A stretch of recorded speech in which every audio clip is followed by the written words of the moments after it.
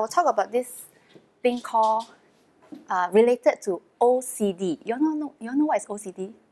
Hui Ping will know, right? Can you tell them what is OCD? Only can what? D drive. What? Only can do things in their. How come you got so many alphabet? OCD that you still got in their head. ITI don't know what H. So you are joking with me, or you really don't know what is. No. If you don't know, it's okay. Yeah. So. But I'm not going to tell you. I'm not going to touch on what you all know. Otherwise, what I touch? Okay, what do you all know? Obsessive. But today we're going to talk about new OCD called obsessive comparison disorder. Some people say this is a new OCD for this age. Actually, it's not for this age. Since ages ago, people have been comparing, right? Is comparing new to you? Who have never compared at all? Even if you're the only child, like Qiao Yi, you're the only child, right? You have no siblings to compare to. But have you compared before? If you say no, you're fooling me. So you see, comparison is nothing new. But of course, here they say this is a new OCD. But with the internet, you realize this comparison thing has been brought to new heights. You know, in the past, we tend to compare only in face-to-face situation, right? Wow, when I look at this person, wow, very pretty. Look at the person, have a new bag. Face-to-face encounters, then you will trigger our comparison antenna. But now with this internet, 5 minutes on the web, then before you know it, suddenly the surges of comparison, the currents of comparison will flood our mind, our hearts. So this is so easy nowadays. And we know that comparison, even though it's very common, okay, before I write the title, because we know that comparisons can be destructive. This is nothing new to us, right? But again, we need to ask ourselves, who doesn't know that comparisons can be destructive? We all have suffered the detrimental effects of comparing, right? So I don't know, sometimes what does comparing with people bring you? At this moment, you all can share a little bit. This is no right or wrong. No, every time you fall into this comparison trap, what happens to you? What happens to your heart, your mind? Meaning? I finished writing. Huh? What? You compare with others. But since you asked the opposite question, I'm interested to know the answer to the other question also. So what happens when you compare yourself to other people? Okay. What is the majority kind of effect on you? Which one is more? The inferior part or the... Wow. Is it because you dare not say the prop? If that's the case, you just tell God, don't you tell us? So what happens when others compare to you? What do you think? How you don't know? When others compare to you, how would you know their reaction? You mean you can read people's mind? Oh, this person compared to me, she feels very good about herself. So we know that, sometimes when we compare, like what Yuning say, we either feel very proud or we feel very depressed, we feel very inferior. And then even when you feel proud, associated with that pride, you also sometimes feel anxious because sometimes, you know, for now, I think I measure better than the other person. I don't know, 2 days later, 1 week later, you know, this test I win my friend, next test I don't know who win, you know. The anxiety will be also there. So actually, there's another possible and very common effect that will happen to us whenever we get into comparison. What is that? Hui Ping? Envious. Okay, yeah, jealousy, envy, correct. I mean, no right or wrong. Wei Xiang? Feel very sad. Okay. So all your answers, to a certain extent, rather center on your own feelings and thinking. There's another possible outcome which is very common when we start comparing is there's this interpersonal tension or conflict. Because it's unspoken, it's in the air. You know, somehow you know this person is comparing with you, that person is comparing, or you are comparing with the person. Then there's this unspoken or even sometimes spoken or obvious interpersonal tension where, you know, it spoils relationship, it breaks down relationship. And so we all know we have to stop measuring ourselves against others because it brings us harm, it makes us miserable, makes us sad, like what Wei Xiang said. But the thing is, our problem is we cannot stop ourselves from comparing sometimes. It's in our eyes, it's in our environment, it's in the trigger. And so, although we know that not all comparisons are bad, right?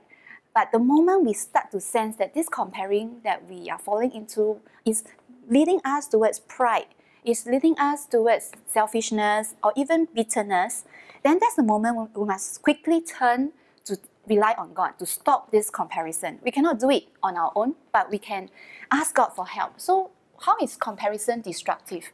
Because we need to know that the heart of comparison is very much related to this pride thing and also selfishness thing. You know, even those people who, I mean, me included, who says that every time I compare, I will feel inferior. But it has certain connotation of selfishness because I don't want to feel inferior. I don't want to feel lousy. I don't want to feel small. I don't want to be the lowest at the chain.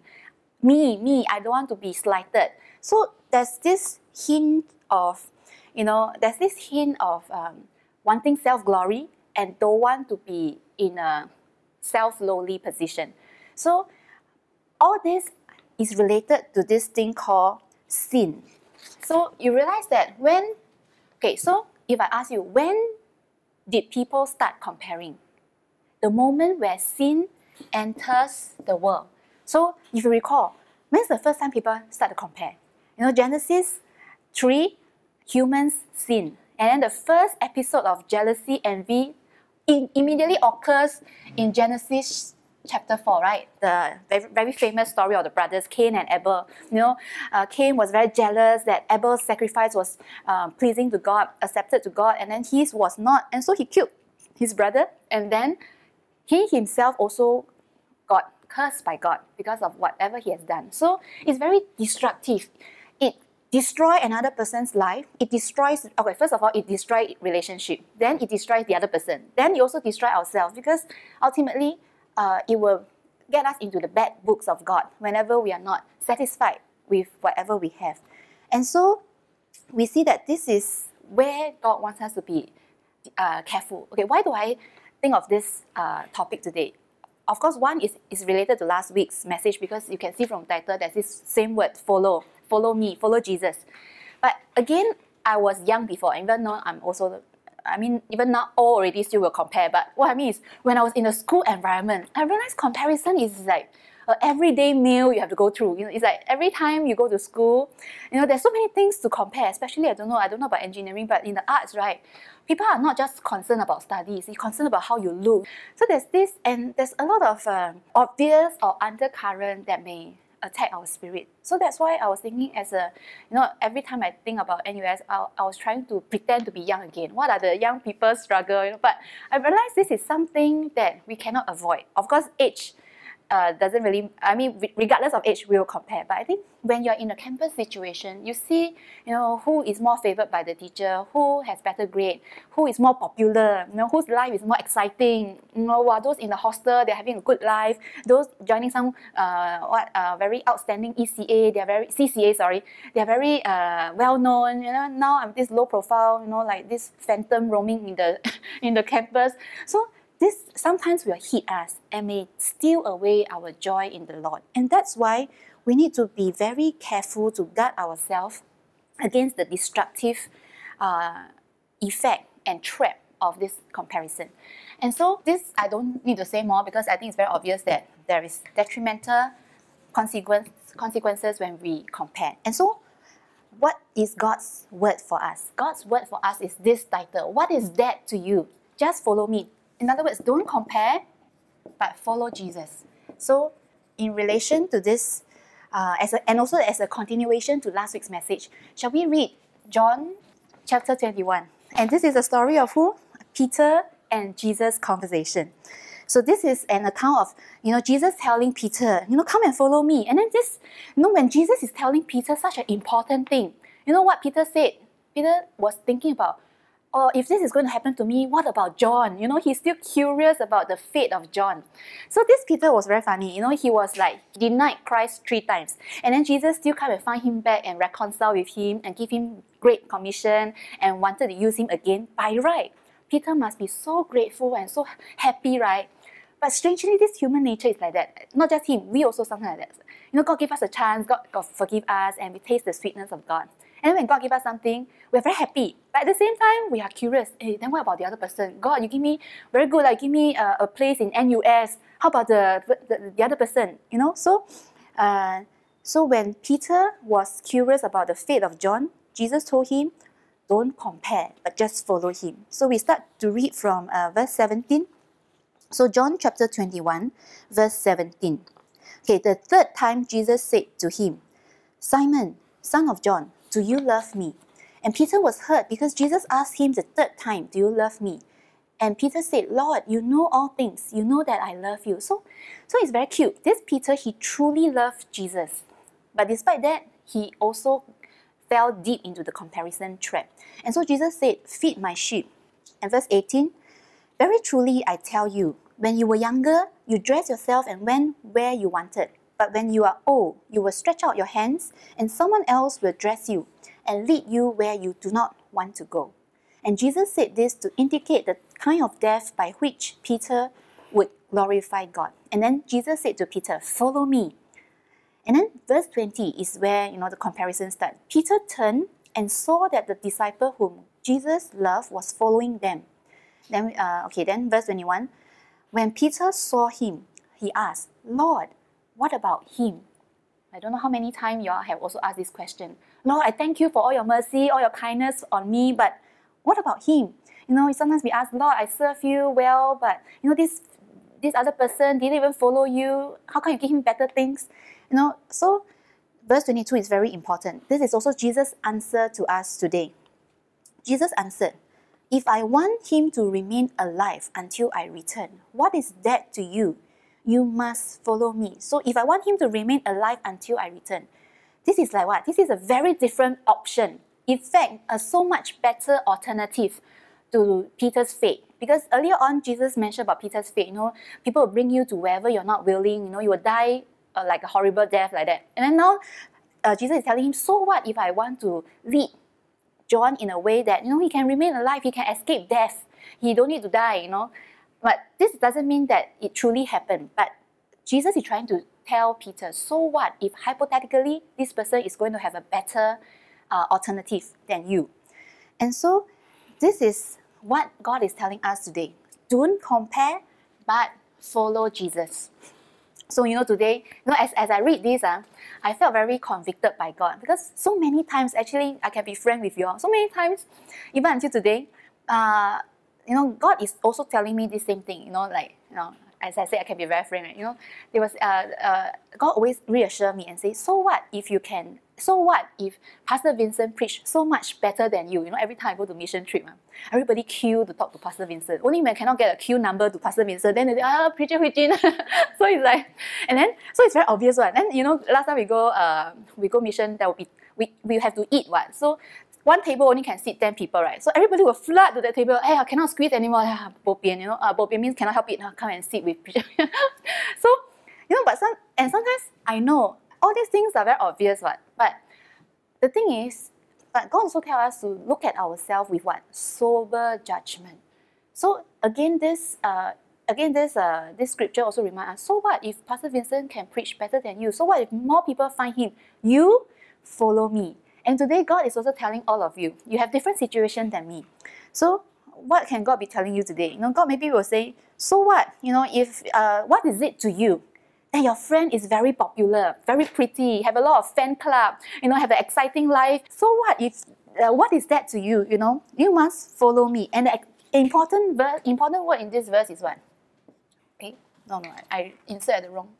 You not just follow, you must follow Jesus. There's no better way for satisfaction, no better way for joy, no better way for glory, no better way for rewards. You must follow Jesus. And Jesus, God also can tell us, so what is it to you? If your another friend score very well without studying, but you burn midnight oil, do your report diligently, and you score a C, the fellow score an A, and you claim that, God, I pray, I hold on to your throne every day, and I pray for my exam, in the end I get a C. And this person doesn't even know God, and then they never pray, anyhow study, you still go for movies, and then get an A. What is that to you? Follow me. Or sometimes we may be asking, God, what's the point of following you? Other people, they are not Christian, but they seem to be very happy, have a very fulfilling life, they have a very meaningful life, they do what they like, and they can manage their time very well. God is also telling us, what is that to you that people's hearts are cold towards God? Sometimes as young people, right? So I really cherish, people like Wei Xiang, Qiao Yi. Sometimes you all DT, right? You all go to the discipleship training. All the auntie, uncle sit there in discipleship training. Sometimes I heard one or two other younger brethren say, why do I come to this discipleship training? All my younger friends and peers are not around. But then God will be telling us, what is it to you that in this meeting are all full of old people?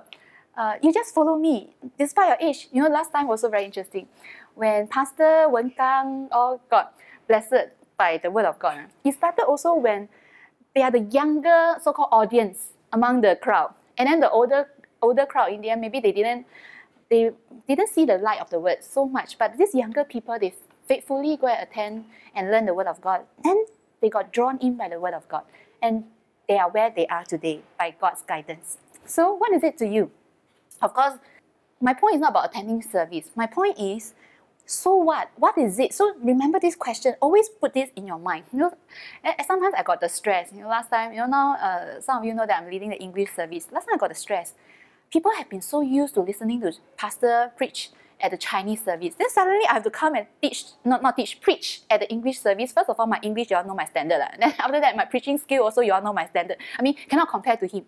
So I also have this stress. But this always press me on because the one we serve, the one we look to is God. And the one who gives us the gift is also God. If God didn't give anyone gift, including Pastor Vincent, no one can do anything for God. And sometimes the Bible also tells us if God wanted, He can make descendants of Abraham out of stones. He can make even the stones praise God. So I'm not a stone. I mean, no matter what, I'm better than a stone, right? So God can use me. God can use you. Much better. Just follow Him. When you follow Jesus, you become a gem. But when we don't follow Jesus, we become always shaken, tossed by the wind. When people praise us, we're very elated. When people don't praise us, we want to die. So this is when we follow Jesus, we become treasured possessions of God. And so this is why God tells us we must follow Him. Why?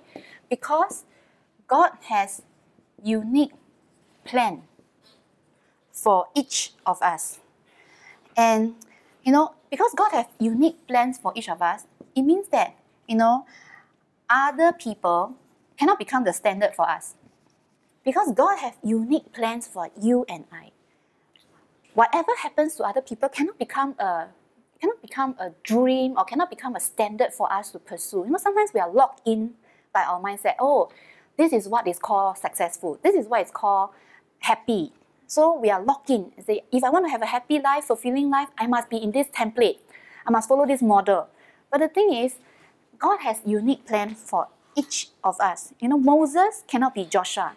Joshua is the one who get to enter the promised land. But Moses cannot be Joshua. And Joshua cannot be like Peter. Today we read about Peter. Peter, he got the privilege and he got the chance to see Jesus, the Messiah, face to face. This is what the Old Testament people, they are dreaming every day, but they cannot get to do it. But but Peter, he got to see Jesus personally, and he got to live with Jesus personally. He got to see the miracle of Jesus. Wow, he's so privileged. But you see, Moses cannot be Joshua. Joshua cannot be Peter. But all of them are what? Wonderful children of God. All of them are beloved child of God, and all of them are remembered in the Bible for ages, and all of them in the end they all went to heaven. So you cannot be me, I cannot be you, I cannot be young again no matter how I pray, God, I want to be 20 years younger. I cannot. So I cannot get in touch with the kind of situation that you're all in. And you also cannot be me with all my experience and so on. But each of us, we have God's unique plan. And so when we impress this in our heart, we won't feel sad. So the aim of this, we don't feel sad and inferior easily. This is very important, especially, sometimes when we compare, we'll be thinking, actually, I'm not comparing with about worldly things. I'm comparing spiritual things, spiritual gift, the gift of speaking, the gift of counseling, the gift of speech, the gift of prayer, the gift of prayer answer. Sometimes, when we say, God, I'm not I'm not comparing whether I'm richer, whether I'm prettier, whether I'm more famous. I'm comparing for a gift to serve you. But the thing is, even if you're comparing over the good things, we have to guard our hearts very well, because the devil is so cunning and our sinful nature is so sneaky. Even Peter, the anointed apostle, just recently got reconciled with God. God just gave him a big task, and after that he said, what about John? How come you ask me to die on the cross and John can have an easy life until 80 years old, 100 years old? So it's very easy to get into that trap. So we must always remember, God has a unique plan for you. So even the four of you here, as in the course of your study, you will realize everybody will have different grades along the way. You will think, hey, we're all diligently attending this fellowship, praying and being God-driven in our study. How come some got A, some got B, some got first class honors, some got seconds? God has unique plan and special plan. So find the plan God has for you and do not let another person become your prototype or model. Okay, then I need to ask, so is all comparison bad? I know you know the answer. No, right? So tell me, what comparison is good? So even though we know there's a detrimental effects of comparison, and God tells us don't compare but follow Him, but we need to also know that certain comparisons are necessary. So what are these necessary comparisons? Or comparisons allowed by God? Can you give some example? Spiritual fervor. Correct lah, correct. It's correct. I mean, it's not wrong lah. It's just like I mentioned just now, the spiritual gift or whatever. But it can go the wrong way, right? God allow us to have certain comparison, and especially when we compare not with people but with God. Actually, this is necessary, because you think about it. If we say we are a child of God, because God's objective is for us to become Christ-like. By this virtue of this word, Christ-like. This word like, right, is already a comparative term. So, we could be a lazy Christian or a Christian giving a lot of excuses if we don't compare with God. Because if you think about it, when we don't compare ourselves with God, tendency is we will start to feel very okay with ourselves. Okay, I already believe Christ. I have secured a place in heaven. And whenever I pray, God will forgive my sin. And that's all. I don't have to pursue perfection. I don't have to pursue sanctification. And I'll just be very happy with whatever comes. But actually, God wants us to compare with Him so that we can know what is true holiness and selfless love. Sometimes when we fail to look to the object and the higher standard of love and holiness, it's very easy for us to start to feel, actually we are not bad, what? I didn't kill anyone, I didn't burn down any houses, I didn't have very severe greed, I just sometimes crave for some nice meal, I didn't want to have a big house or big car, or we may start to think that actually we are not bad, we still come to church, we still attend fellowship and things like that, and we didn't hurt anyone. But the thing is, the moment, I don't know about your spiritual walk, sometimes when I feel I'm okay, when I compare to people who are lousier than me, but whenever I look to God, I got horrified. Even though I'm a Christian for 30 years, I'm a preacher also. So when I look to God, I'm really horrified. I thought I was quite sacrificial already, quite tolerant already, quite loving already, spending my time with people in the church, doing the work of God.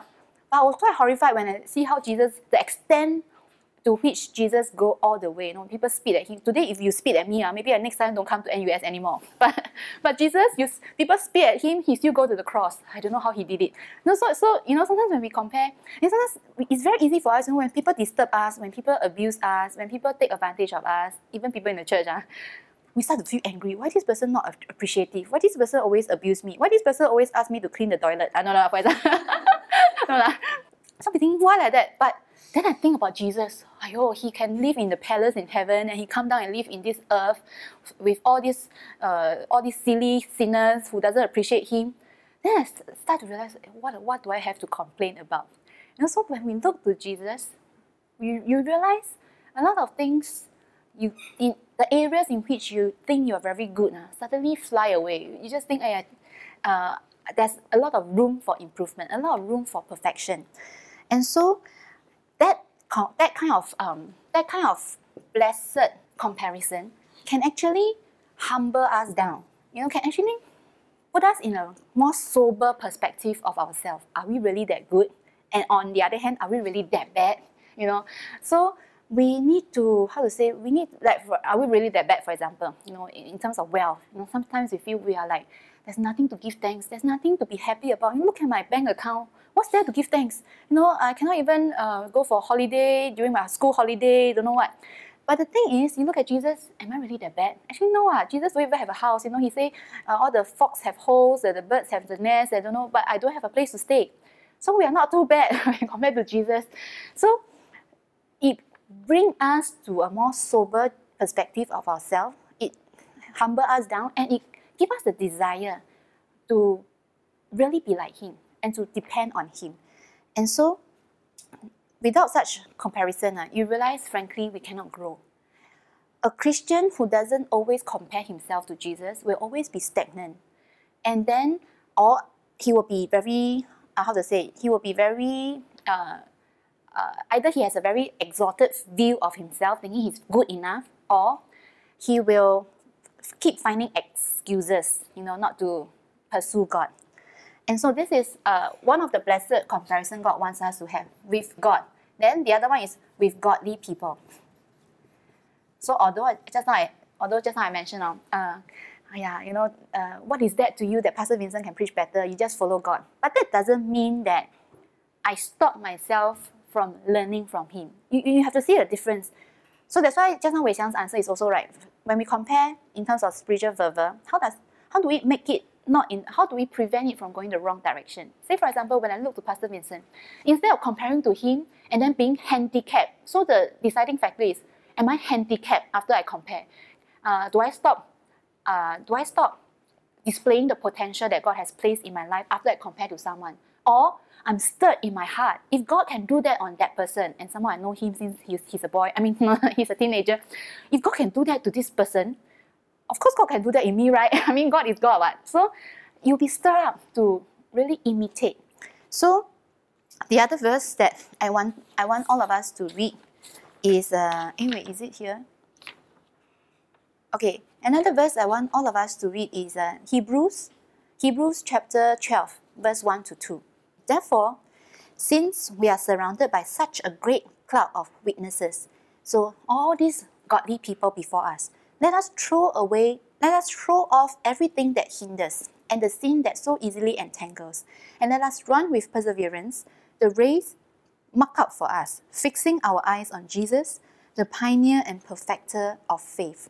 And can we turn to the front? Hebrews chapter 6, verse 12.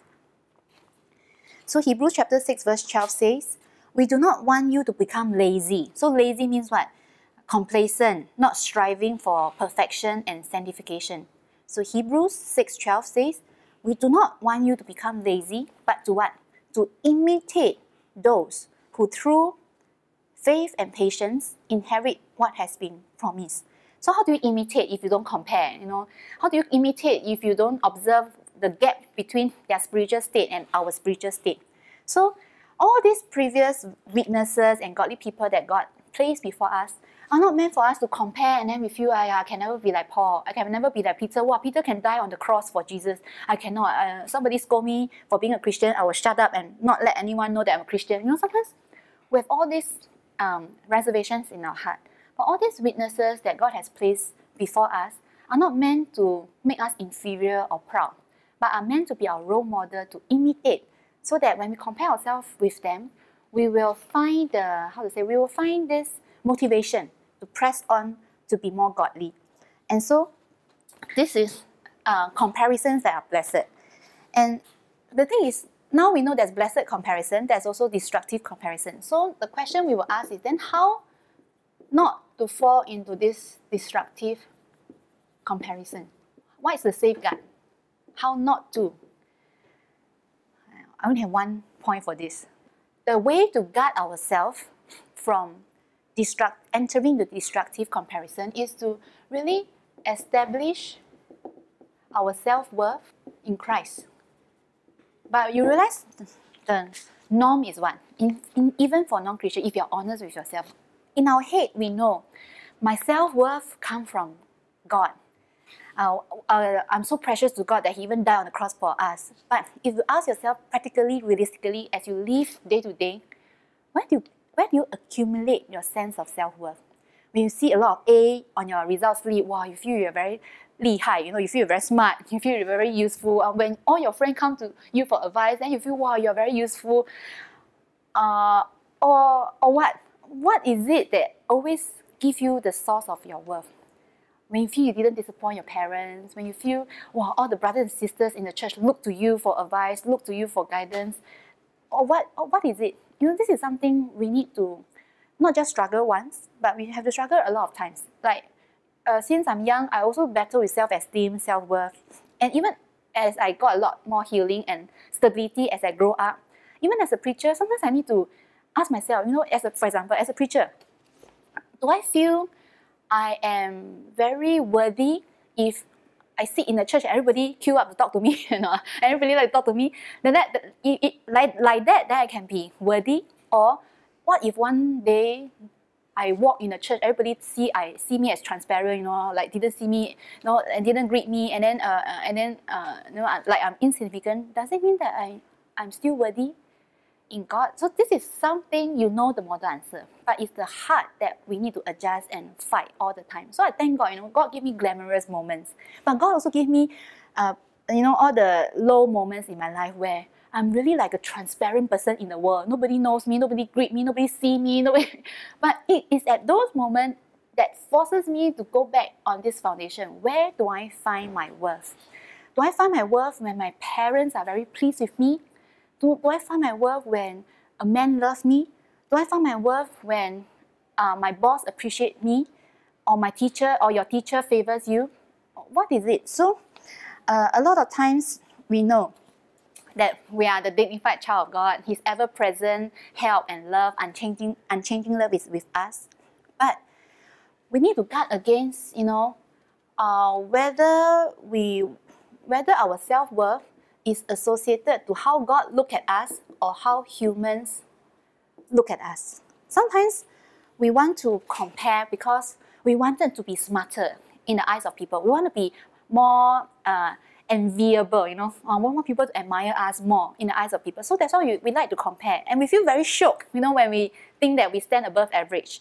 But this is unless our self-worth is rooted in Christ, you realize we'll always be trapped in this miserable comparison cycle. And I tell you, why is it that humans' approval cannot satisfy us? Why? Actually, by the way, have you even come to this realization that human approval cannot satisfy you? Or how many of you still think that humans' approval is very satisfying? What? I feel very sure when my mother gives me a thumbs up. I feel very sure when my teacher praised me in front of the whole class. I mean, of course, it's nothing wrong to feel shocked, but have you even come to the realization that human approval cannot satisfy? I assume you all come to the realization that all of you are blessed, wise children of God. So why can't human approval satisfy us? Humans change all the time. You know, today it's not uncommon. Today people praise you. Wow, you're such a good Christian, good co-worker, good project mate. Tomorrow, you're just a little bit late in sending your portion. They will scold you. They will say, hey, why you drag all of us down? Why you delay us? You know, this is very important part. How can you, today you present very well, everybody clap for you. Tomorrow you stammer at the presentation. People say, hey, we should have gotten A. Because of your stammering, we become B or A+, A minus. So people's approval is very unstable. And the fact that people change, even if people give you their approval today, you'll be very stressed because you don't know whether you can fulfill their expectation and satisfy them tomorrow. So you're in this constant stress. But to God, you know exactly what He wants. And you know He never changes. And you know on what basis He loves us. Not because of our qualities, because if that's the case, none of us can stand before God. And so we are very assured that God is accepting us today. He will accept us forever. And so so it's all the more important for us to struggle through in our heart. Every time you find your heart a bit skewed to falling back on the approval of humans to find my worth, that's when you need to quickly fight and ask God to bring you back, to find your worth in Him. You know, last time in social work or psychology, we have this, is it self-dependency, a problem where, you know, when a lot of people depend on you because this is the caregiver syndrome. You know, when you feel very much needed, wow, you feel you are very worthy, very useful. And so some people are very funny. They are very burnt out. They're very tired, but they enjoy being needed. Wow, my mother need me, my brother need me, my friends need me, my husband need me. I'm so important, indispensable in the world. But they tired themselves out until like cannot tahan anymore. But they still enjoy the neediness from others. That's because they unknowingly have built their self-worth from how much people need them. If one day people don't need them anymore, they have thoughts of suicide. You know, they want to commit suicide because they feel they have no need for me to live in this world anymore. But we need to get ourselves back. We are worthy because of our identity in Christ and because God has given us His status as His child. And finally, this is the last point. So if that's the case, if we are to find our worth from God and not from human approval, then we also need to know the comparison is inevitable when what? When there's someone beside you. If you live alone in the island, you won't have the trap of comparison. Maybe you can compare with the monkey or with the pigs or whatever, but it's very strange, right? You know you're of different species. So we need to have a right perspective. When God brings people beside us, I write shortcut. It's not meant for us to compare in a destructive way, but it's meant for us to complement and serve one another. So when you get this perspective right, we will be less likely to fall into a comparison trap. So this is where I hope and I pray for God's healing. So it's just like money is a neutral thing. How we look at money determines whether we are blessed or bound by it. So people around us is a neutral thing. But our perspective and attitude towards them determines whether we are happy, whether we can help people, or whether we are, tied down by them. So for this, we read two passages, and I think we can conclude from there. So can we turn to Romans chapter 12, verse 3 to 6. Okay, so here it says, "For by the grace given me, I say to every one of you, do not think of yourself more highly than you ought." Okay, and this is the part. "But rather, think of yourself with sober judgment." I pray for all of you that we have this blessed gift from God to have sober judgment. You know, the one with a sober judgment, he's the happiest person on earth because he won't be inferior and sad because of, other people who are better than him, but he also won't be proud. So think of yourself with sober judgment in accordance with the faith God has distributed to each of you. Verse 4, "For just as each of us has one body with many members, and these members do not have the same function, so in Christ, we, though many, form one body, and each member belongs to all the others. We have different gifts according to the grace given to each of us." So if whatever we have come from what? Come from the grace given to each of us. If today you have a first-class honors, it's not because you are very great. It's because God has given you the grace. And if that's the case, what's there to feel proud or inferior about? Okay, then the next scripture is from 1 Corinthians chapter 12, verse 20 to 25. Okay, so here it reads, "As it is," again is similar content, "there are many parts but one body." And I love this part, verse 21. "The eye cannot say to the hand, 'I don't need you.' The head cannot say to the feet, 'I don't need you.'" So sometimes, when we compare, and then we feel, this person is standing on the stage singing song. My role is to sit behind the computer and click the PowerPoint. Sometimes we ask, why this person stand on stage? Wow, everybody see his face. Sometimes my husband very funny one. We are husband and wife in the church, but half the people don't know he's my husband. Sometimes then some people when they talk to me, right, they say, "Hey, who's your husband?" Then I say, "Oh, the one behind the AVA." But they never know his face because he's always hiding behind the AVA and the computer. Nobody knows his face. But people whom I never met before, because I'm preaching, so sometimes got a YouTube. People from overseas, they see my face, they can recognize me. So, some people say, "Wow, why like that? Unfair, So, the thing is, the eye cannot say to the hand, 'I don't need you.' The head cannot say to the feet, 'I don't need you.' On the contrary, those parts of the body that seems to be weaker are indispensable." Okay, I tell you, if nobody clicks the PowerPoint, everything screw up. You have the best singer there, she karaoke herself, but nobody can sing along, So, so I love this verse 22. God deliberately said those who are weaker, we always think those who are stronger are indispensable. Actually, those who are weaker, God says, are indispensable. And the parts that we think are less honorable, we treat with special honor. And the parts that are unpresentable are treated with special modesty, while our presentable parts need no special treatment. But God has put the body together, giving greater honor to the parts that lack it, so that, verse 25 also very important, so that there should be no division in the body. In today's context, so that there should be no comparison in the body. Why must you say the eye is more important or the ear is more important? But that its parts should have equal concern for each other. So the gist here is God's heart is not for us to compare, but God wants us to have concern for one another. This is God's heartbeat. This is God's ultimate purpose. And that's the reason why God gives us different gifts. So that, so we have to acknowledge this thing. We all have differences. We all have different gifts. But you have to acknowledge that all these differences is part of God's design.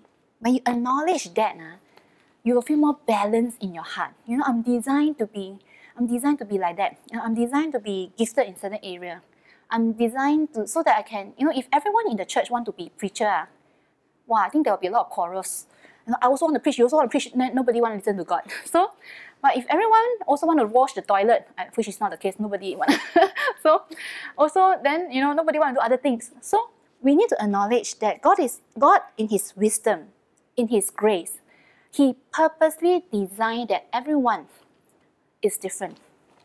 And when you come to this acknowledgement, then you will have this clearer reaction. Every time you see that you are different from others, you will not despise them when they are weaker, nor will you feel very inferior when you are the weaker one.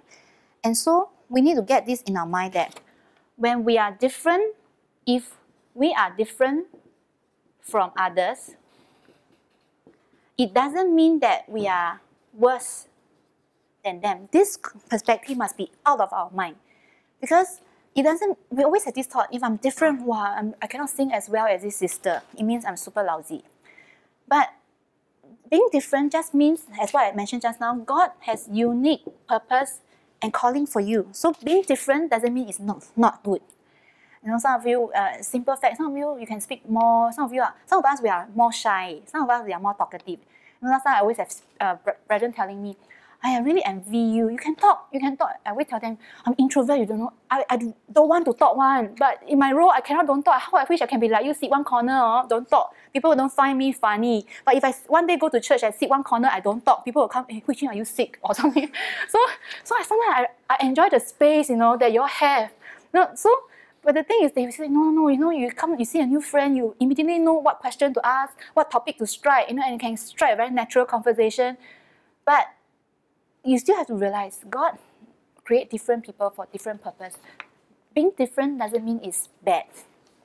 You need to find, again, I said, the unique purpose that God has for you. And as where comparison is concerned, and pride and whatever inferiority is concerned, we really need to guard our heart. Because why? Our heart is very deceitful. Last time I used to think that people who are more inferior, whenever they compare, right? They are really the pitiful people, they are not proud. But after that, slowly I realized those who are inferior in one area in comparison with others, they have some secret pride in another area. So in areas that they are proud, you need to know our heart is very deceitful. Don't always think that we are plagued by inferiority complex, because in one area we are plagued by inferiority complex, in some other area we are plagued by pride. And so ultimately, God is telling us today also, what is that to you? However I lead someone else, whatever gift I give someone else, what is that to you?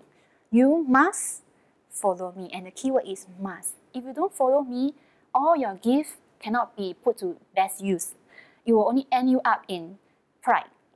And if you don't follow me, you will end up with struggles of inferiority complex. And you cannot put your gift to build the kingdom of God. So again, I repeat the theme for today. What is it to you?